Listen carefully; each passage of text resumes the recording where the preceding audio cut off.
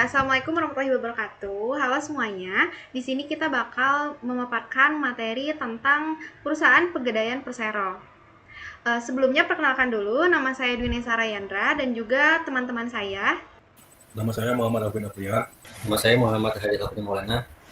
Saya Muhammad Bagus Satrio. Nama saya Muhammad Naida. Lalu kita langsung masuk aja ke latar belakang perusahaan pegadaian. Oke, di sini saya akan menjelaskan latar belakang PT Pegadaian Persero. PT Pegadaian Persero adalah perusahaan jasa keuangan milik negara atau BUMN di Indonesia yang bergerak di bidang penyaluran kredit berdasarkan hukum gadai yang menyediakan solusi keuangan yang inklusif dengan layanan seperti gadai emas dan barang elektronik. Terus di sini ada sejarah PT Pegadaian. Pegadaian sudah ada sejak masa VOC tahun 1746 lewat Bank Van Lening yang dibuat untuk membantu rakyat terhindar dari rentenir. Terus pada tahun 1901 Hindia Belanda mendirikan Pandu Diense yang menjadi cikal bakal sistem pegadaian modern. Masa kependudukan Jepang pun tetap mempertahankan lembaga ini karena pentingnya bagi ekonomi masyarakat. Setelah kemerdekaan, Pegadaian menjadi lembaga nasional yang menyediakan dana cepat dan aman bagi rakyat. Statusnya berubah beberapa kali menjadi Perjan pada tahun 1961, lalu Perum 1990, dan pada tahun 2012 bertransformasi menjadi PT Pegadaian Persero agar lebih kompetitif dan inovatif secara digital. Lalu pada tahun 2020, Pegadaian masuk dalam holding Ultra Mikro bersama BRI dan PNM yang memperkuat layanan bagi UMKM. Nah, oke, kita masuk ke disrupsi teknologi digital. Yang pertama, transformasi layanan digital. Nah, jadi Pegadaian tuh mengembangkan dua aplikasi. Yang pertama, Pegadaian Digital Service dan Tring. Jadi lewat aplikasi ini, nasabah tuh bisa melakukan berbagai transaksi seperti gadai, tebus barang, beli emas, itu sampai bayar tagihan. Jadi semuanya tuh cukup dari HP aja. Nah, kalau nasabah ingin memperpanjang masa gadai, mereka tuh nggak perlu datang ke outlet. Jadi cukup buka aplikasi, klik perpanjang, lalu bisa bayar lewat kris. Atau kalau mau beli emas 0,1 gram, itu tinggal pilih nominalnya dan transaksinya itu langsung selesai. Nah, yang kedua, informasi layanan cepat dan praktis.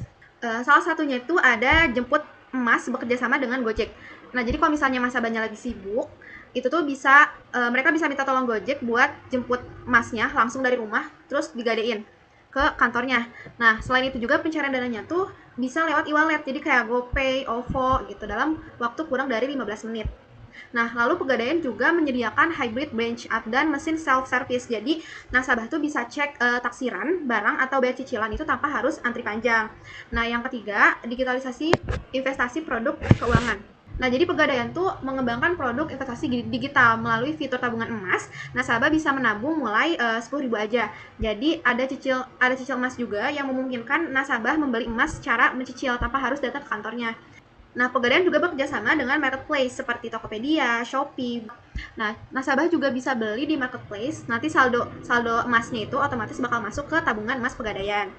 Yang keempat, integrasi pembayaran dan akses. Nah, jadi Pegadaian tuh menyediakan banyak pilihan pembayaran seperti kris, mobile banking, virtual account, sampai pembayaran lewat e-commerce.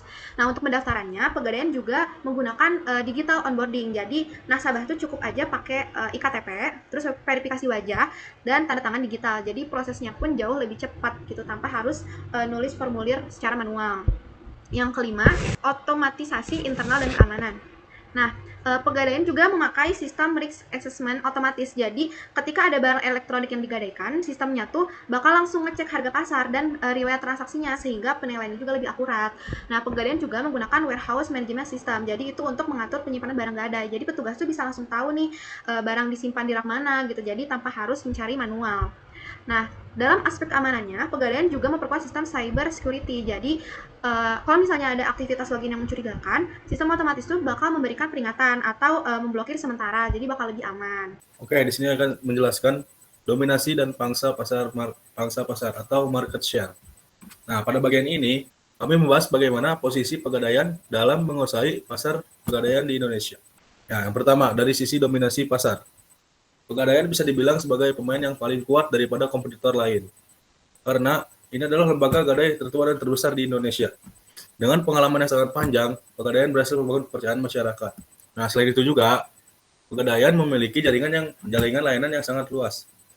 Sudah terdiri dari ribuan outlet dan agen yang tersebar hingga ke daerah terpencil di pelosok Indonesia.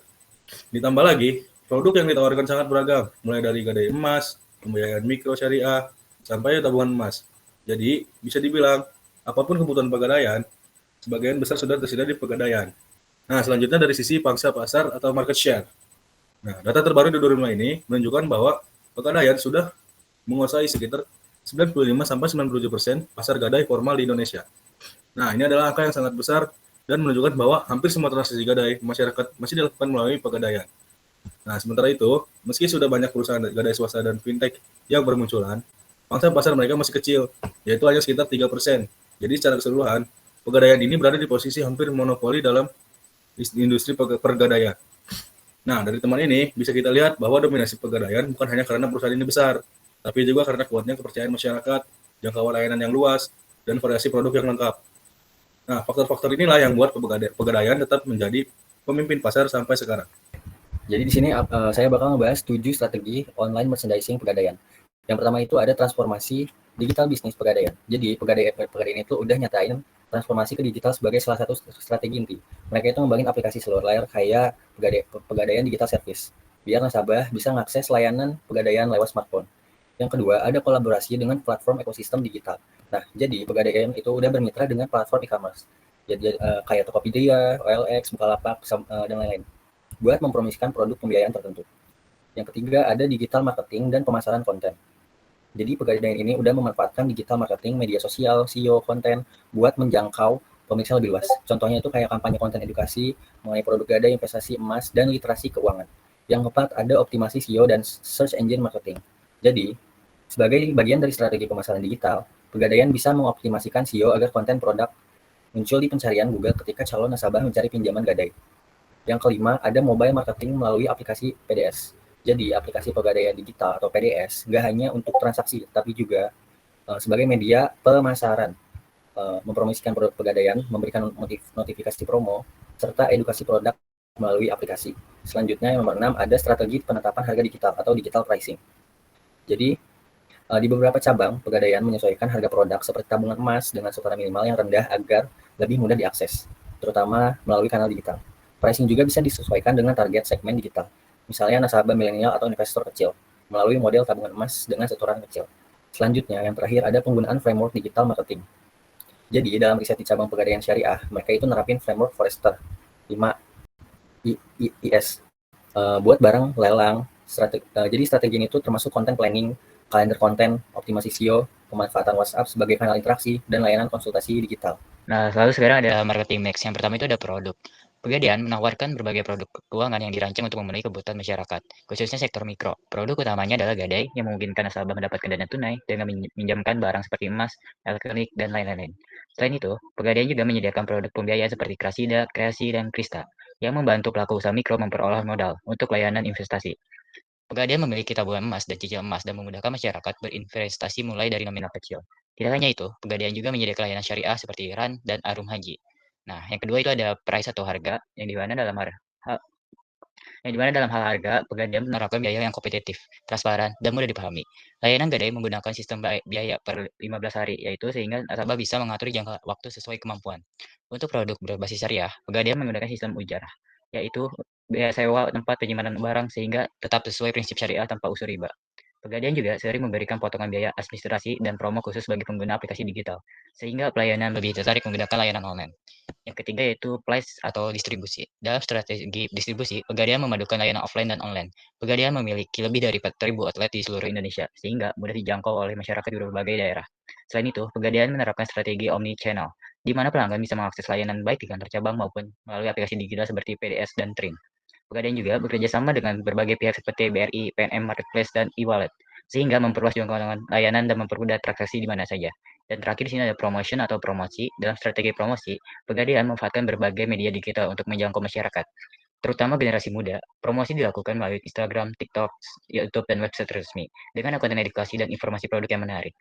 Pegadaian juga membuat program promosi seperti cashback, undian emas, dan referral untuk menarik pengguna baru. Selain itu, Pegadaian melakukan kerjasama dengan influencer dan kampanye nasional seperti Pegadaian untuk semua dan gadai mudah dari rumah untuk meningkatkan kepercayaan dan kesadaran masyarakat terhadap produk Pegadaian. Oke, sekian presentasi dari kita. Maaf bila ada kesalahan. Wassalamualaikum warahmatullahi wabarakatuh.